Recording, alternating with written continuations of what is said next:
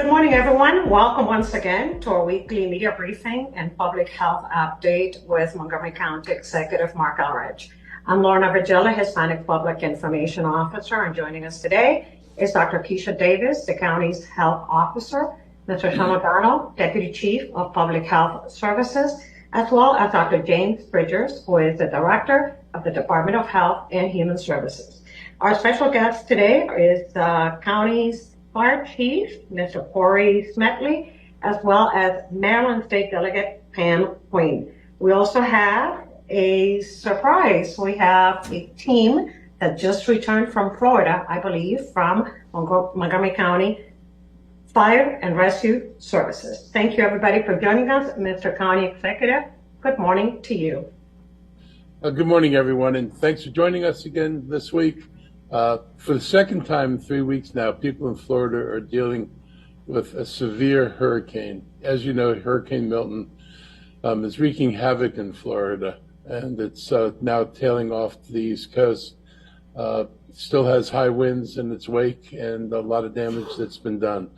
We had sent an emergency crew to help with Helene, and now there's Milton. These crews will be relieved by other crews from Maryland so that work can continue. And I want to thank the 45-person crew that put in tough 2 weeks and is now returning home. You're going to see them later, I think. And they shared a picture on social media that I'd like to share with you. I want to mention the Maryland National Guard Helicopter Aquatic Rescue Team for recognition. Their rescues of people and pets cut off because of mudslides and washed out roads were some of the most dramatic images tied to the storm. Helene was a tragedy that took hundreds of lives, but it could have been more without the work of the rescue and search specialists we have. And disasters like these emphasize the need for blood. This summer, the American Red Cross put out an alert that the national blood supply had fallen 25%. Blood supplies were needed faster than donations were coming in. So I encourage everyone to help replenish the blood supply. One opportunity to do that is coming up on Saturday, the 20th. Montgomery County Fire and Rescue Service will hold a blood drive in memory of local firefighters Carlos Alfaro Sr. and Jr. It will be held from 8 a.m. to 2 p.m. at the Public Safety Training Academy on Snoffer School Road in Montgomery Village. And at this point, I'd like to welcome Fire Chief Corey Smedley to the media briefing to discuss how the department has responded to these natural disasters and how they're addressing this critical need for blood. So welcome, Chief Smedley. Thank you, County Executive Elridge. And I'm proud to say that our Maryland Task Force 1, the first team, has just came back home about 10 o'clock this morning. They're on the call now. Just so you know, your Maryland Task Force 1 is the host agency is Montgomery County Fire and Rescue, but it's a coordination of several agencies, including the District of Columbia, Frederick County, Prince George's County, Anne Arundel County, as well as Howard County. So it's made up of all those jurisdictions that work, train, and save lives together. We have been in Florida, Georgia, and North Carolina. We also have a second team that is down in Georgia as we speak, and they're making their way to Florida to help in the ravage from Milton. We have done several things that I'm going to let Battalion Chief Fabrizio discuss, because they've been on boots on the ground and they can better give you firsthand account of the great work that they've done.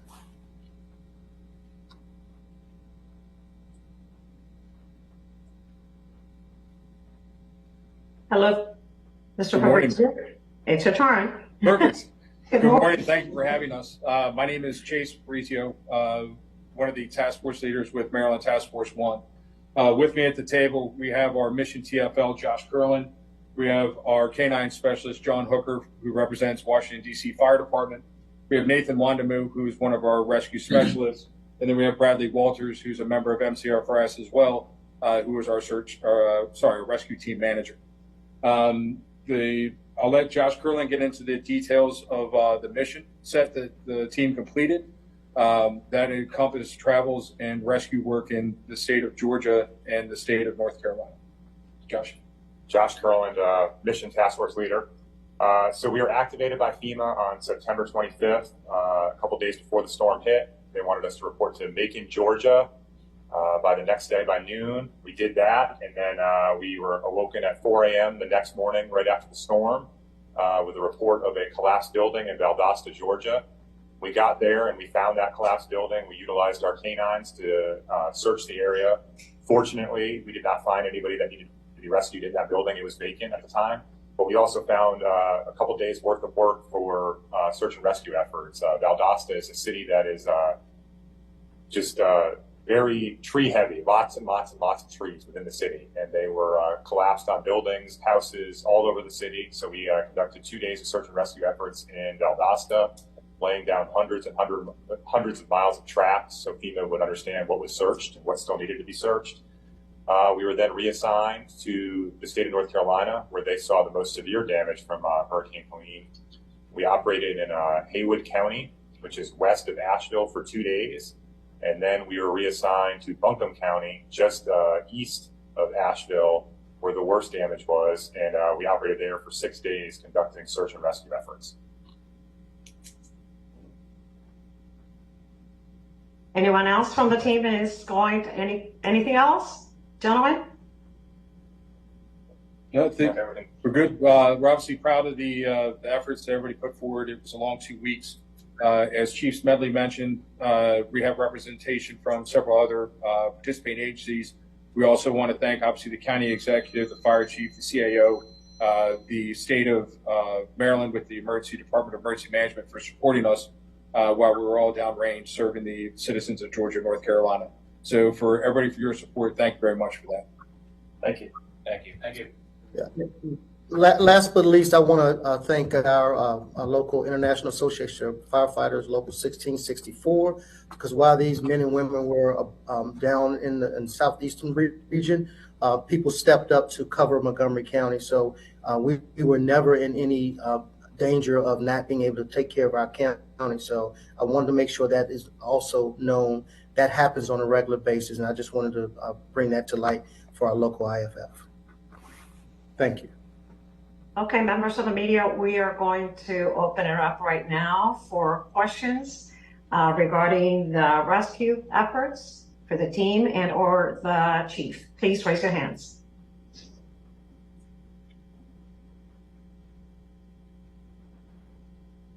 Any questions regarding this topic?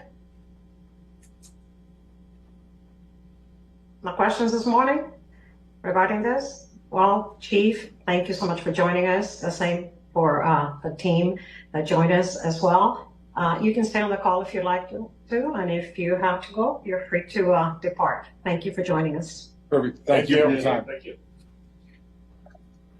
I'd like to thank everybody just personally. I mean, it is amazing work you have to do, but as the chief said, it takes the whole department, because when we do this, we have to be sure that we don't find ourselves short-staffed and unable to respond back here. And so it took all of the firefighters to make it possible for you guys to get down to where you were and leave Montgomery County still adequately covered in your absence. So thank everybody else back when you get back to your departments. Be sure you convey to them our appreciation for everybody pulling together to make this possible. Will do. And as always, thank you for your support as well. Thank you. Thank you. Thank you.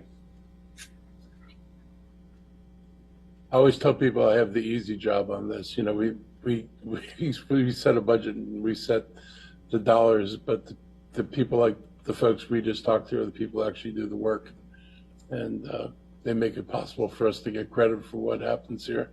But it's really those folks every day who are out there on the lines who really do the things that people appreciate in the county. And this is just another example of that. I'm going to talk now about another event coming up. It's a breast cancer awareness event.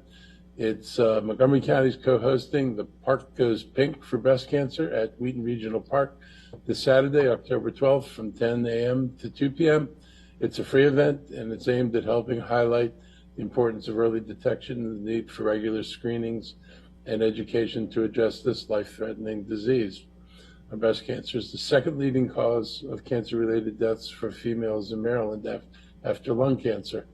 And there are also significant racial disparities between Black women and white women for breast cancer mortality, with Black women diagnosed more often at later stage Early detection is crucial in treating the disease effectively and saving lives. I want to thank Maryland Delegate Pamela Queen and the African American Health Program for leading the way on this initiative. There are many people in our community, including Delegate Queen, who have firsthand knowledge of the breast cancer battle. She's a survivor, one of many people who will be there with encouragement and lessons to share. I want to thank Delegate Queen for being available today, and thank you for joining me now to discuss how breast cancer impacts our community, as well as our County Health Officer, Dr. Keisha Davis, to talk about tips and resources that are available. So I'll turn it over to you, Delegate Queen. Well, thank you much, County Exec. I first do want to say from the state, we want to thank our firefighters for what they have done for us and representing us well throughout the nation. So I want to say thanks to that. But I want to thank you for recognizing the importance of this event. We are coordinating and partnering with the county, Maryland Parks and Planning, African American Health Program, and Farland Associates for this first time event that we're having. And so this is important, as you mentioned, because the disparities for breast cancer, especially nationally and in Maryland, are very concerning for Black women, especially, as you mentioned, that are diagnosed with higher rates of breast cancer and often dying from breast cancer. As you mentioned, I'm one of the women who was diagnosed with a aggressive form of breast cancer in my 40s, inflammatory breast cancer, which is rare and very aggressive. Often enough, Black women have more aggressive types of breast cancer, and so their treatment is often very aggressive, having to have chemotherapy, mastectomies, as well as radiation treatment. And so this event is for us to better educate women and to empower them so they could be their best advocates when speaking with their doctors. And so we want them to know about some of the risk factors. We know breast cancer is more prevalent in women than in men. Typically, the age of breast cancer is older, in the 50s, but what we see for Black women, they are diagnosed at a much younger age. We talked about also the prevalence of high risk of the type of cancers that we see in Black women, but for all women, this is very important to make sure we have early screening, because early screening helps us to prevent the adverse effect or death from breast cancer. So what we will have at this event, we have over 20 vendors that are coming out, medical professionals from Holy Cross, MedStar, to talk about the risk factors, what information they can have, what's available in terms of resources that's available to women in the county and throughout the state. We'll hear from breast cancer survivors about their journey and experiences. But there's also things that people don't recognize when they are patients or family members. There's also resources for rise to treatment, help with house cleaning, help with prosthetics and wigs, support groups that help the whole family to cope with this issue, because it's a big impact to families. But we want to make sure that this is a festive event, so we will have activities, line dancing, a DJ, activities for children, photo booth. We'll also have food trucks there. So it'll be a great time for everyone to come out. As was mentioned, it'll be at Wheaton Regional Park. We're asking folks to park at the Kennedy High School and have a shuttle come over, because we'll have food trucks and mobile units to do screening. And so parking may be limited at the park. But we really want you to come out and make sure that you're learning more about this disease. We know that prevention saves lives, and so we really want to make sure that everyone is well educated, well informed, so that they can help to be their best advocates. Thank you, Delegate Queen. Thank you. Thank you. Members of the media, any questions at this time regarding breast cancer awareness or the Park Ghost Bank event this Saturday, October 12th? Starting at 10 a.m. at Wheaton Regional Park. Any questions regarding?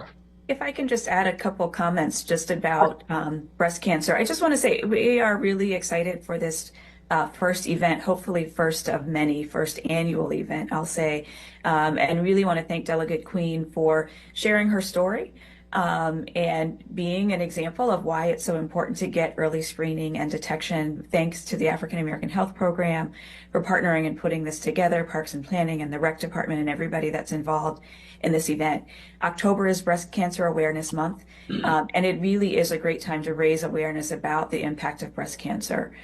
The thing that folks may not be aware of is that Black women are actually less likely to have breast cancer. They have a lower incidence of breast cancer, and despite that, they are 40% more likely to die of breast cancer than white women.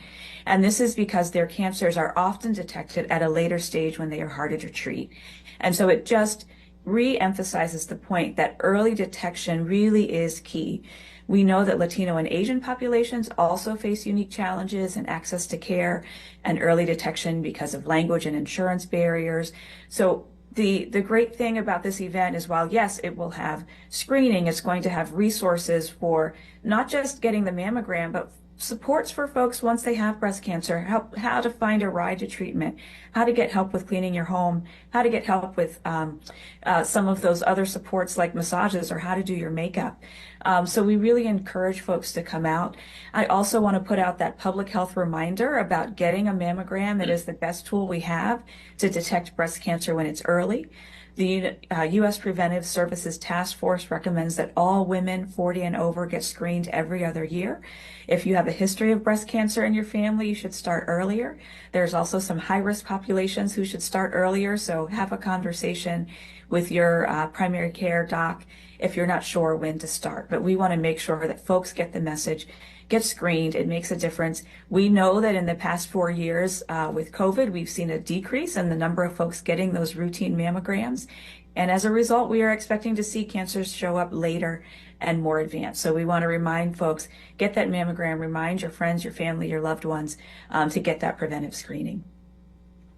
Thank you, Dr. Davis. Members of the media, any questions regarding breast cancer awareness? Any questions? Raise your hands. No questions?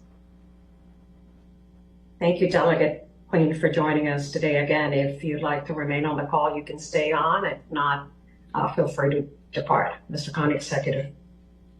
Thank you, Delegate Queen, very much for being here today. Thank you. And I'll see you this weekend. See you later. Bye-bye. Okay, bye-bye. So on to other things that we're doing. So last week I addressed two proposals that are before the County Council.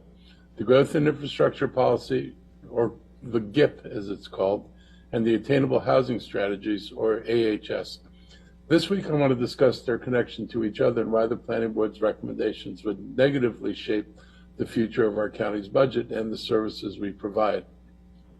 I want to be clear at this point that these comments are on the Planning Board's proposals on the AHS and the GIP. The Council has made some improvements in committee regarding the GIP, and it will go to the full Council next week.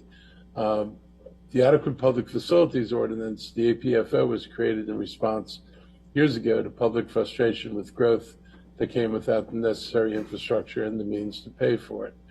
The Growth and Infrastructure Policy was supposed to be the implementation tool for the Adequate Public Facilities Ordinance.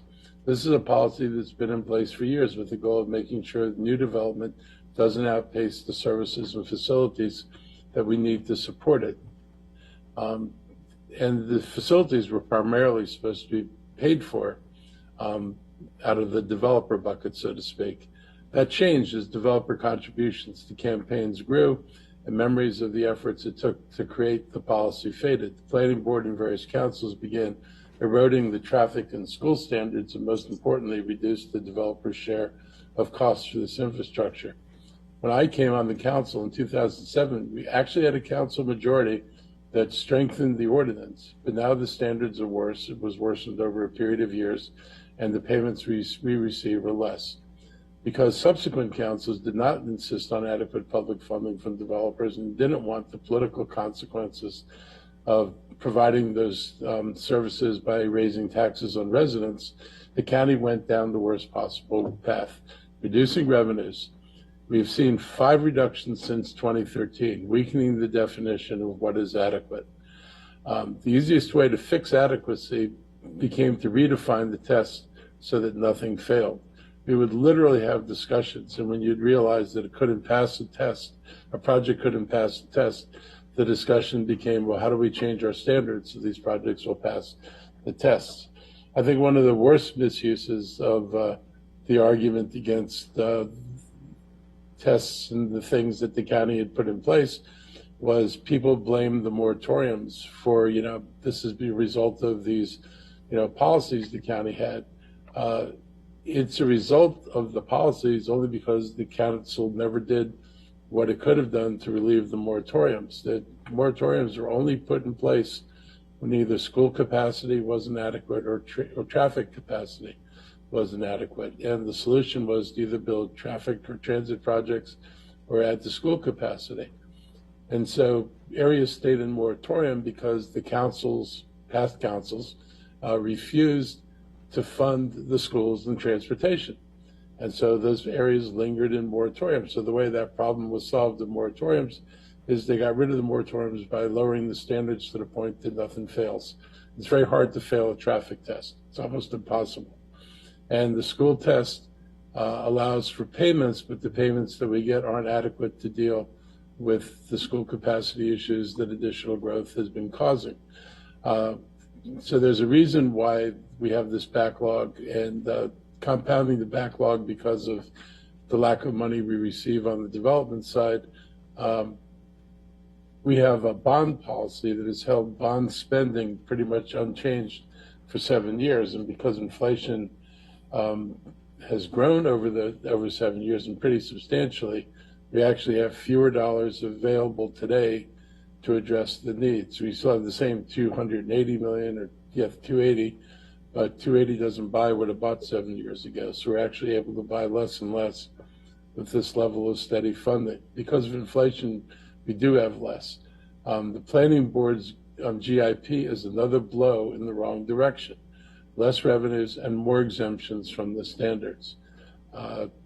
Now the attainable housing strategies would rezone 82% of the county's single-family homes, opening up neighborhoods to denser development, such as duplexes, triplexes, quads, multi-unit housing. Last week, I identified a number of problems with these strategies. If it were to pass, it would create more growth, which needs more infrastructure to accompany the growth. At least one planning board member and staff have said that the adequate public facilities ordinance would address the infrastructure problem. That's a nice concept, and it might have been true in 2007, but because what I outlined above, the standards and fees no longer adequate to provide adequately for our needs. And that's a problem. At the same time that the planning board is arguing for dense growth deep in single-family neighborhoods, they've also recommended growth in infrastructure policies that would cut the funding needed to support growth. I'll point out that the county has lots and lots of property development that's been zoned for in the county, and where it's been zoned, they've had to take into account street design, stormwater, and environmental impacts. There is none of that on attainable housing because they don't know where the housing is going to go. It's impossible to make plans for how you're going to deal with it. The Office of Management and Budget estimates that the Planning Board's recommendations for the GIP would reduce the county's revenue by about $28 million over the next 6 years. That is $28 million we won't have for transportation and schools. Let me give you an example. Imagine a neighborhood in Bethesda or in Silver Spring where the AHS has allowed developers to build 3 townhomes where there was once a single family home.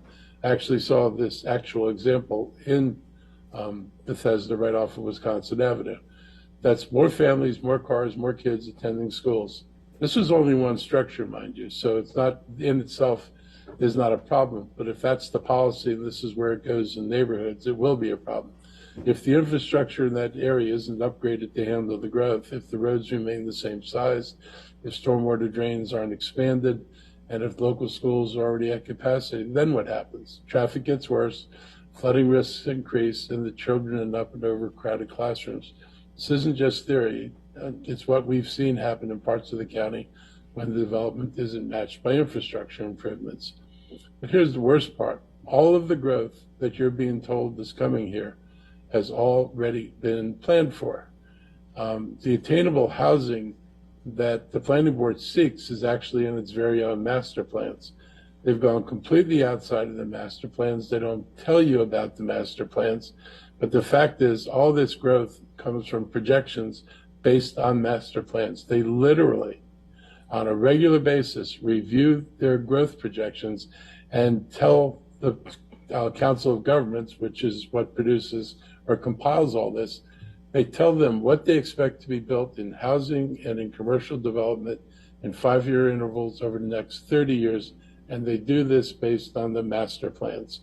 So the growth numbers are based on those estimates, and we plan for our expected growth. We planned in the past for growth. That's why you see, Germantown was a planned community. It's why you see the development that's happening, the new project in Wheaton, which is a very large project in Wheaton. It's why you see anything you see, any of the new buildings that came up in Bethesda are all products of the master plans that we have. And there's lots more in the master plans than what you see because you don't see it until it's built. The planned out growth has plenty of opportunities to build housing of all types inside of these plans. And if the Park and Planning doesn't think there's enough of what they call attainable housing, the easiest fix of all would be to go back and review the plans they've approved, and particularly with their obsession with high rises, and look at rezoning some of the areas that are further from transit and rezoning them for lower buildings, even townhouses, quads, duplexes, and all the things they want could be built far more affordably there than high-rise units are. If you want to make an area unaffordable, build a lot of high-rises right now, and you pretty much guarantee, you can look at the prices in Bethesda, they're affordable to very few people in our population, and let's say bluntly, the prices are far above the area median income if you look at Black and brown communities in the county. So those folks won't have opportunities to really move there. The disconnect between pushing dense growth and cutting the funding to support it doesn't add up. Infrastructure has to accompany development. It can't be an afterthought. It can't be something that you hope will eventually get done because people will immediately feel the impacts if anything is done at scale. I've said it before and I'm going to say it again. We can't afford to do harm to our infrastructure funding through this skip approval process. Passing this policy as proposed by the planning board would be harmful. We have to be able to fund the roads, schools, and transit systems that our growing population will need, and cutting $28 million in revenue without a clear plan to replace it would leave us without the means to do that. And this is where it really impacts the county budget and our future. Without implementation of the adequate public facilities ordinance, residents end up shouldering the entire cost. And we shoulder it in one of two ways, either by paying for the infrastructure, which means higher taxes inevitably, or by suffering the consequences of insufficient infrastructure, in which case you have overcrowded schools and more traffic. The Planning Board has proposed a work group to explore replacement revenue, but there's no specific about the work group meanwhile, and the revenues would decline. 4 years ago, a different county council cut the impact taxes on particular projects, especially impacting school funding. I vetoed the bill then because of the harm it was going to do to revenues. That council overrode the veto and later increased recordation taxes, which land on residents primarily, to compensate for the loss of revenue by cutting the developer's share. I don't think that anyone wants to do that again. I've long supported the idea of special taxing districts, similar to what Northern Virginia has successfully implemented, where developers and commercial property contribute their fair share to the infrastructure that supports their projects. We can't afford to cut funding now while hoping that a new system will be put in place sometime in the indefinite future. In Tyson's Corner, the county tax on commercial property is $1.51. In Montgomery County, it's $1.04. So apparently businesses are fleeing, as some of the advocates of this like to say, are fleeing to Virginia to pay higher taxes that are almost 50% higher than ours. Actually, they're leaving because the taxes in Virginia are taxes that the developers asked for, and that enabled Fairfax to be able to build the infrastructure they needed to support their businesses and the economy. Businesses recognize the value of well-spent infrastructure money, and in Virginia they demonstrated they're perfectly willing to pay for it, and it's the same developers in Virginia that are here in Montgomery County. I hope we can seriously reconsider the planning board's recommendations, and we all want to see the county grow, but we need to make sure it grows in a sustainable and fair way. Let's ensure we don't underfund the infrastructure that supports our growth and the growth we're planning for to benefit all of our residents. In a good growth story, on Wednesday, I helped welcome MilliporeSigma to its new headquarters in Rockville near the University of Shady Grove. The building they opened is devoted to biosafety testing, which is a critical stage in drug approval process. It is essential for developed drugs to be tested so they can pass safety benchmarks and make it to the marketplace. New facility costs $286 million, represents an $8 million investment in automation technologies, and it's absolutely beautiful. Through the years, I've met employers at this company who worked at different locations in Montgomery County when it was known as BioReliance. MilliporeSigma bought out BioReliance, which had more than 75-year history in the county, but nothing like this new state-of-the-art facility. This opening helps the company with 270 employees locally and expected to grow another 300 jobs over the next several years. Having all the employees in one location in the county is going to enable them to collaborate and innovate more easily while serving pharma clients here and around the world. Maryland's Department of Commerce Secretary Kevin Anderson joined us for the opening because of the state loan of $1 million through the Advantage Maryland program. The project also benefited from a $100,000 incentive package from our county's Economic Development Fund. This is a strong sign we not only have a robust biohealth industry in place, but that we continue to grow. We will continue to be the heart of the nation's #3 hub until we become the nation's #2 hub and hopefully #1 hub in life sciences. And we welcome expansions like this in Montgomery County. On our weekly health report, this week we saw another week of declining COVID cases in Montgomery County, but for the first time this season, flu cases are up in our emergency departments. That is a good reminder that throughout October and November, the county will offer free flu vaccination clinics for adults and children. The first two opportunities are Wednesday, October 16th and Wednesday, October 23rd at the Universities of Shady Grove building in Rockville. This is building number 2, and the clinics will be from 2 to 6 p.m. Appointments are encouraged, and if you'd like to give my health, I'd like to give my health team an opportunity to provide any comments before we open it up to questions from the media. So, health team, anything you want to say? Dr. Bridges, do you have anything you'd like to add? Nothing this afternoon, Mr. O'Donnell. Absolutely. Well, I said nothing this afternoon, but absolutely please stay up to your vaccinations. I know you're going to say that, but we are into respiratory distress, illness season. So we need you to get your shots, your flu shots, your COVID updates, your RSV, if you're age appropriate. And remember those public health practices to wash your hands. We haven't gotten away from that. I know a lot of folks aren't washing their hands consistently. Hand sanitizer is good, but nothing is more preventative than washing your hands for more than 20 seconds. So thank you, Ms. O'Donnell. I'll toss it back over to you for any additional comments and or updates. I just wanted to add that we do expect to get some COVID vaccine in to the health department sometime this week, and that's specifically for those individuals who don't have insurance or whose insurance don't cover vaccinations. We just want to remind folks, we know that it's a little more complicated now. Sometimes with your insurance, you have to find out what pharmacy or what provider will take your insurance for that vaccination.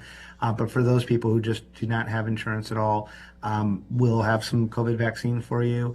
And you can check our website, or you can call us at 240-777-1050. And we'll let you know where our clinics will be once we get that vaccine. Thank you, Mr. O'Donnell and Dr. Bridgers. Members of the media, any questions right now for the county executive or the rest of the team? Please raise your hands. Jean Bixby, Mocha 360, good morning. Good morning, Lorna. Hi, Mark. So it's very clear you are not a fan of the attainable housing proposal. Could you speak a little bit to, you've spoken a lot about why you think it doesn't work. Could you speak a little bit to what your solution would be, what you see is kind of the best way to fix the problem we're having with affordable housing? So, thank you for using the word affordable housing. And the reason I thank you is they don't use the word affordable housing. And I've been trying to tell people that, because you're not the first media person who said, how do you fix their problem with affordable housing? On the front page of their document, we showed this 2 weeks ago, I think it was, maybe it was last week. We actually have, there's a little box and they ask themselves the question, is this about affordable housing? They say no, they use the word no. This is about market rate housing. So if you want to solve the affordable housing problem, this is not the thing that you do. All the evidence is that, and you can see it in Bethesda. We gave the example of the one townhouse, the three townhouses, where the owners sold their single family house for $1.6 million. The three townhouses cost $3.6 million each. This has nothing to do with affordable housing. They have no requirements for affordable housing. None of these developments would trigger the moderately priced dwelling unit law. Just how naked this is they allow 19-unit apartment buildings if you assemble enough property. Do you know why 19 is the magic number? I'll tell you, because there's no requirement for affordable housing units until you reach 20 units or more. They know exactly what they're doing. They're not trying to build affordable housing. They started talking about affordable housing in the very beginning, but when people realized that's not what they were doing, they just dropped the word affordable and they called it attainable. But it's not attainable to everybody, and it's not going to be attainable to everybody. If you go into a neighborhood of $1 million houses, or say $800,000 houses, whatever they build is going to be $800,000. And you can talk to any real estate agent, they'll tell you the same thing. If you're building in a neighborhood, you're building to market. You can look at the product from any number of developers where they build townhouses. Townhouses meet the market, and there's plenty of $1 million plus townhouses in neighborhoods, particularly in new developments now. So it has nothing to do with affordable housing. If you want to do something about affordable housing, which is what we've been trying to do, we require higher percentages of affordable units when we have leverage with the developer. So if we're making a deal, we try to make sure that we get more units than the standard 12.5 or 15%. We'd like to, and we were going to send something to the council where we actually codify higher percentages of required affordable housing. We're trying to achieve deeper affordability. Right now, the MPDU program, which is our real affordable housing program, focuses around incomes around 70% of area median income, 65 or 70%. So it leaves out lots and lots and lots and lots. Let's say tens of thousands of people who earn less than that. We occasionally get lower priced units, but we don't get them in quantity. And the program's not focused on quantity of the lower priced units. It's really focused on the moderately priced units. We really don't have a low priced affordable policy other than what we've been able to negotiate. What else can I tell you? There's a project I think you guys have reported on in Pike and Rose where a developer had an approval for 3 high-rises and 2,000 units. And the developer came back and actually came to the county and offered to partner with us. And he's going to change the development from 3 high-rises, which he says he does not have the market for, and is going to build lower-rise buildings.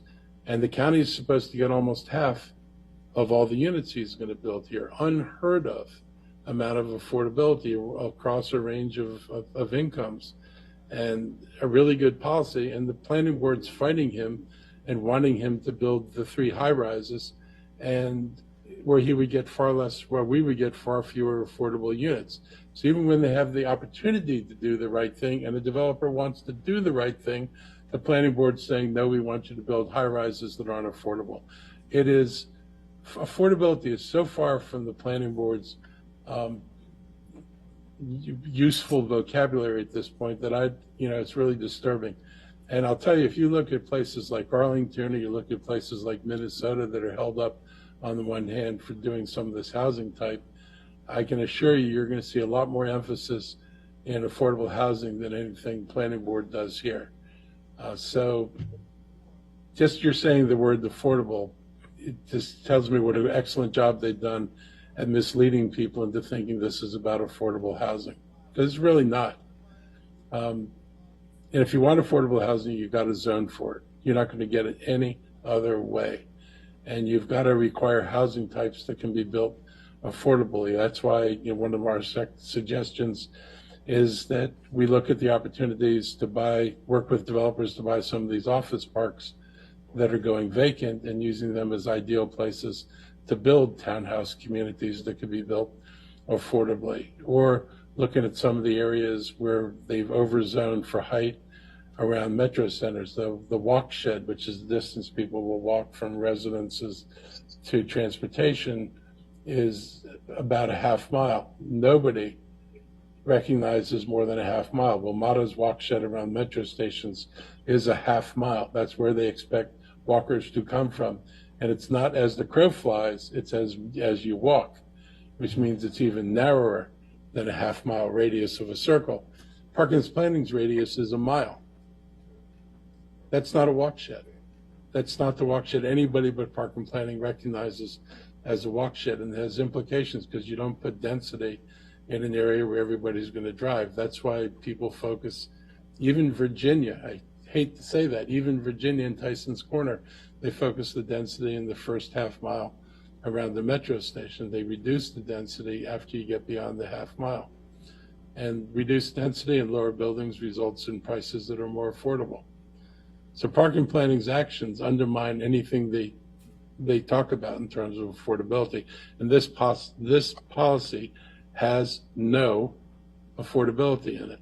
Neither did Thrive, neither did the Tacoma Park Master Plan, where they actually wind up having fewer affordable units than are on the ground today. So I'm more than happy to sit down with you and show you all the data, show you their reports. But we're already zoned for all this growth. That's the other thing. They do, this report is, generated out of Council of Governments. And every few years, all of the planning agencies in the entire DC area, they make projections of the future growth of their respective counties. And they go through an analysis of all the little zones, they're called TAZ zones, in their counties, and they estimate how much of the planned growth will happen in 5-year intervals over 30 years. I can walk you through this. I can show it to you in their own projections. These are their projections. So this is what they've planned for. This is not a surprising new 10,000 or 25,000 people coming here. These are people who are planned to come here. We've planned the housing for them. And if there's too much high rise, which they can't afford, then we should be rezoning for what people can afford. I'd do that in a heartbeat. But I really would love to sit down with you and some of the other reporters that we've been talking to, because almost all of you lead with, well, what is your strategy for affordable housing, if not this? And it's like, this is really not an affordable housing strategy. We have one. This is not a policy. Thank you, Mr. County Executive. Any follow-up questions, Ginny? No, we got a lot there. Thanks, Mark. Thank you. Ginny, I really would love to talk to you about this, though. I'm serious. I mean, because you're not the only person who said this, and I feel like there's a lot of misinformation out there, and we'd like to correct it so we can maybe arrive at a rational policy for dealing with the affordable housing problem. Yep, Thank sounds you. good. Yeah. I see Judy Spruce from the Greater Olney News has her hand up. Good morning.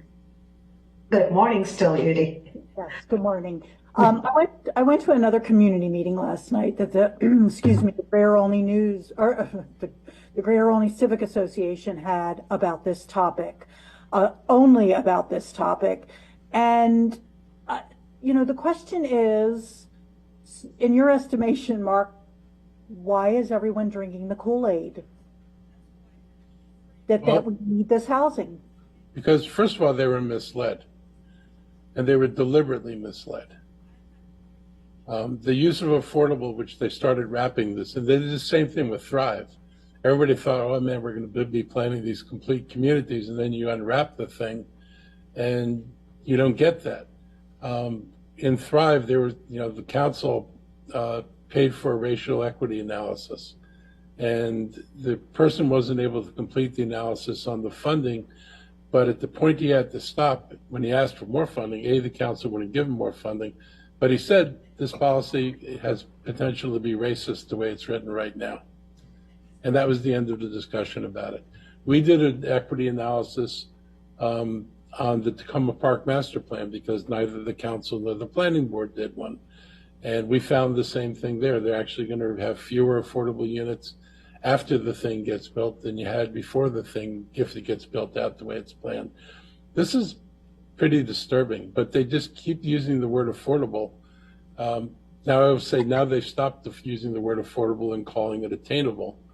But attainable home ownership, if it's going to match the prices in neighborhoods, which is what it will, is not really going to reach the people that a lot of parents are worried about their kid graduating college and getting a $60,000 job and not being able to find a place to live in Montgomery County on $60,000. That would allow you to pay about $1,500 a month in rent.